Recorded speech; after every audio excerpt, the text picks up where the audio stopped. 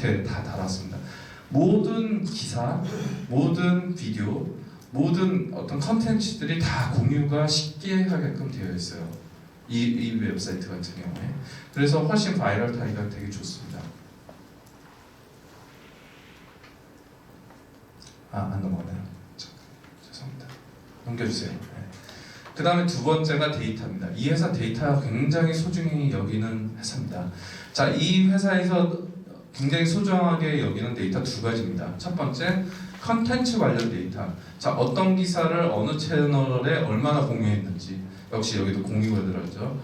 그 다음에 어떤 컨텐츠가 인기를 얻는지 에디터들이 학습할 수 있게끔. 여기에 되게 좀 재밌는 점들이 있습니다. 여기는 예를 들어서 기자가 기사를 쓰잖아요. 자, 내 기사가 얼마나 잘 독자들이 읽고 좋아하는지 잘 모릅니다. 기사 쓰신 분들은. 하지만 에디터들한테 그 데이터를 제공합니다.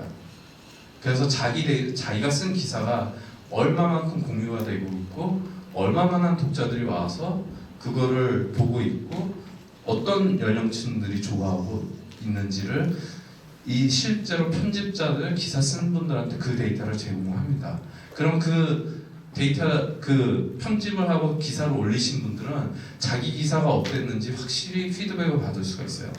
그러면 그 다음에 쓸 때는 더 좋은 기사, 더 고객들을 맞춰가지고 더 그 고객들에 맞는 기사를 쓰겠죠. 그런 전략들을 취하고 있어요. 자, 그게 성과 측정 지표가 되고 자체 경쟁 요소로 사용하죠. 예를 들어서 기자, 뭐 여기 김 기자 있고 여기 이 기자 있는데 둘이 했어요. 데이터를 보니까 공유 횟수가 이쪽 기자가 되게 많아요. 그럼 당연히 이쪽에서 경쟁심이 생기겠죠. 서로 기자들끼리 또 경쟁을 시키는 거죠. 그래서 어떤 그런 지표로, 객관적인 지표로 어떤 기자들끼리 또 경쟁을 시키는 그런 구조를 가지고 있습니다. 그러다 보니 좋은 기사가 나오고 고객들과 독자들이 되게 좋아하는 기사들이 계속 올라오는 거죠. 경쟁적으로 지금 하고 있기 때문에. 그 다음에 독자들에 대한 데이터, 머신러닝을 하고 있는데요. 개인에 대한 어떤 인구 통계학적인 정보를 획득해가지고 비슷한 성향을 가진 집합을 분류합니다. 이게 보통 머신러닝이라는 기술이 있습니다. 그쪽에서 많이 쓰는 이제 코릴레이션 필터 기술인데요. 이런 걸 가지고 이제 어떤 독자들 간의 어떤 상관관계가 있습니다. 그러니까 쉽게 얘기하면 제가 예를 들어서 뭐 스포츠 기사를 되게 좋아한다. 그러면 저랑 좀 비슷한 성향을 가진 사람들이 있거든요. 그러니까 스포츠 기사를 좋아하는 사람들이 자 클릭을 해서 어떤 사이트로 자주 넘어가더라. 그러니까 그 다음에 어떤 기사들을 좋아한다든지 어떤 시간에 이제 들어온다든지 어떤 누구를 좋아한다든지 비슷한 성향을 가진 사람들이 있습니다.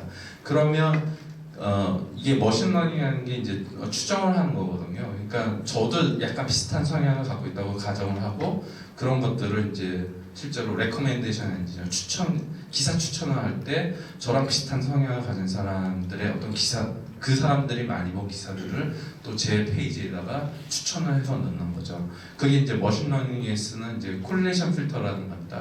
그래서 이런 기법들을 실제로 미디어 회사인데도 불구하고 이런 기술들을 쓰고 있다라는 거죠. 그래서 이런 데이터를 가지고 함으로써 굉장히 성공적인 스토리를 만들어냈습니다. 이 버즈피드라는 회사가. 그래서 자, 만약에 미디어 쪽에 근무를 하시고 그 다음에 앞으로 그런 것들을 끌어가실 분들이시라면 이 웹사이트를 반드시 공부를 하시라고 저는 추천을 드리고 싶습니다. 예. 시청률 얘기를 잠깐 하겠습니다. 자, 우리나라의 시청률 조사 방법. 자, 이런 하드웨어를 선정된 가정에 한 2,000에서 3,000 가구 정도 해놓습니다. 그리고 집안에 있는 가족들에게 보기 전에 자기가 누군지 이런 버튼을 눌러서 시청률을 조사하고 있습니다. 표본 조사죠. 그런데 이제 보시면 이 가구 선정 방법에서부터 되게 좀 이상하게 하시더라고요. 가구 선정할 때 유선 전화로 뭐 랜덤하게 뽑아가지고 선정을 해서 하는데 되게 굉장히 뭐 비밀로 하게끔 이렇게 선정이 돼서 하고 계시더라고요.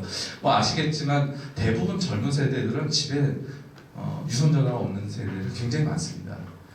대부분 뭐 무선전화 쓰거든요. 저희 집도 뭐 유선전화 없는데, 자 그러면 젊은 세대들이 일단 빠집니다.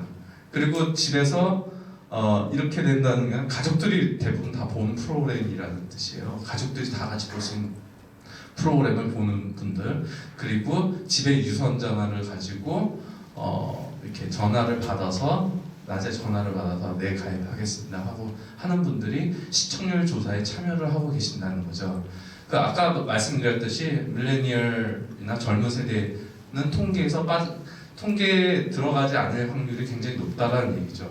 그리고 표본조사이기 때문에 신뢰성에 어떤 퀘스천 마크를 충분히 붙일 수가 있습니다.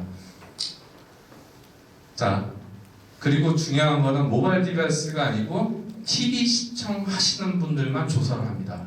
TV 시청하시는 분들만. 모바일이나 PC로 컨텐츠를 소비하시는 분들은 다 빠집니다. 그리고 나이와 성별을 알 수는 있는데 실제로 그게 예를 들어서 이런 거죠. 그러니까 아버지가 이게 좀 누르고 보고 계시다가 졸고 계세요. 그러다 애들이 와서 그것도 계속 보고 있습니다. 그러면 아버지가 또 화장실 가시면 그게 뭐 계속 방영이 되는 거죠. 그러면 알 수가 없죠. 나이와 성별이 구별이 되지 않고 표본조사이기 때문에 역시 오류가 있습니다. 그리고 아까 제가 말씀드렸듯이 밀레니얼이 빠져있고 모바일이나 PC로 시청하시는 분들의 퍼센티지가 훨씬 높은데도 지금 시청자의 행태랑 전혀 맞지 않는 시청률 조사를 하고 있다는 거죠.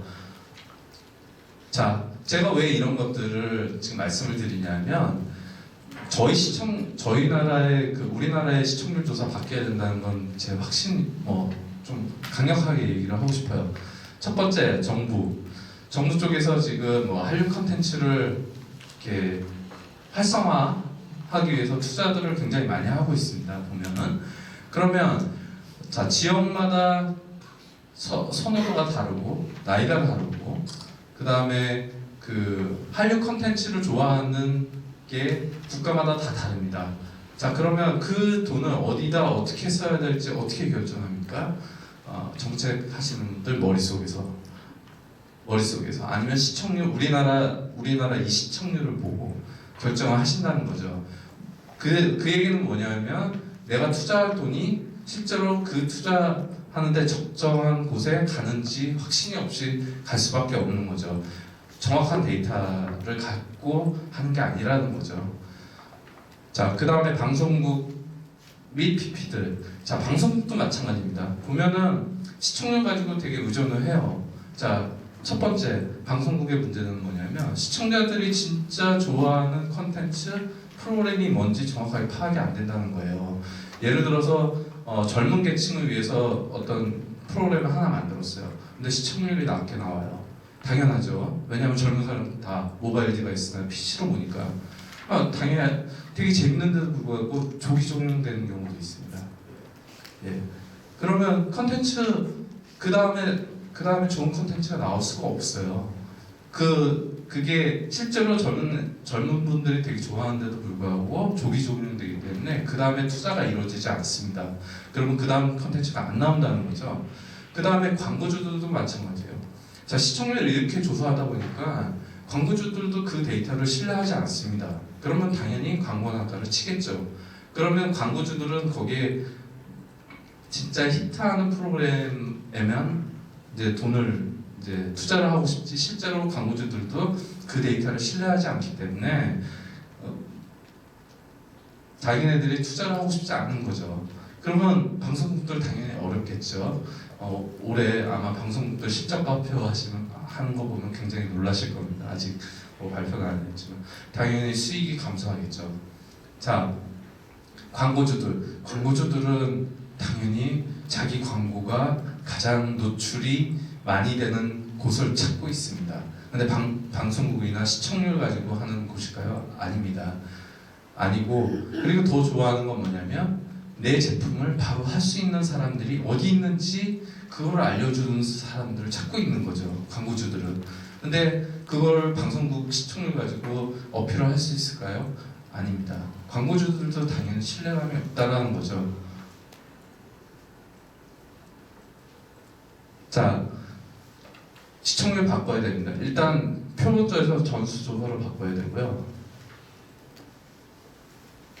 자, TV만 하면 안 되고요. TV, 모바일, 케이블, IPTV, 심지어 VOD까지 온라인에서 일어나는 모든 트랜잭션을 다 추적을 해야 됩니다.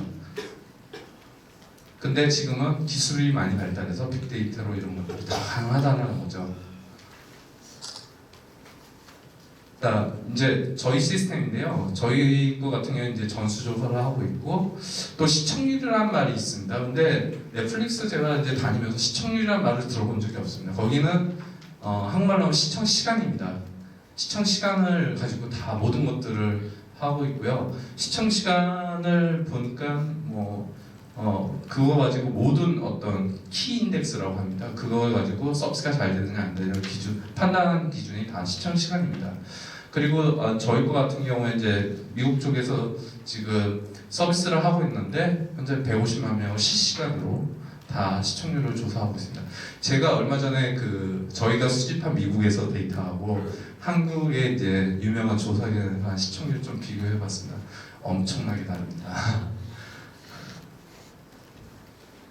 자, 그래서 조금 이제 결론을 좀 짓자면, 자, 제가 온라인 비디오 퍼블리셔라고 좀 정의를 했습니다. 모든 지금 비디오를 가지고 지금 사업을 하시는 분들, 첫 번째로 해야 될 게 시청자들을 이해를 하고 그 시청자들이 뭘 좋아하는지를 이해를 해야 됩니다. 그리고 시청자들에게 베스트 유저 익스피리언스, 그 다음에 베스트 콘텐츠를 제공할 수 있도록 노력을 해야 되고, 자, 광고주들, 지금 광고주들과 온라인 비디오 사업자들 간의 어떤 신뢰관계가 상당히 무너져 있습니다. 그래서 유튜브나 구글의 전력은 이쪽을 되게 파고들고 있습니다. 광고주들과 그 다음에 어떤 서비스, 퍼블리셔의 어떤 신뢰도를 높이기 위해서 엄청난 돈들을 쏟아붓고 있고 그 신뢰도를 높임으로써 광고주들을 붙잡고 있습니다. 하지만 아직 우리나라는 여기까지 가지 못했습니다. 자, 이런 것들을 해야 되고 지금 현존하는 기술 중에 가장 유용하게 쓸 수 있는 게 빅데이터입니다. 그래서 빅데이터들을 많이 연구하시고 그 다음에 이런 관계들을 만들어가고 좀 더 나은 서비스들을 만드셔가지고 우리나라 미디어가 조금 더 스마트해졌으면 좋겠습니다. 예, 감사합니다.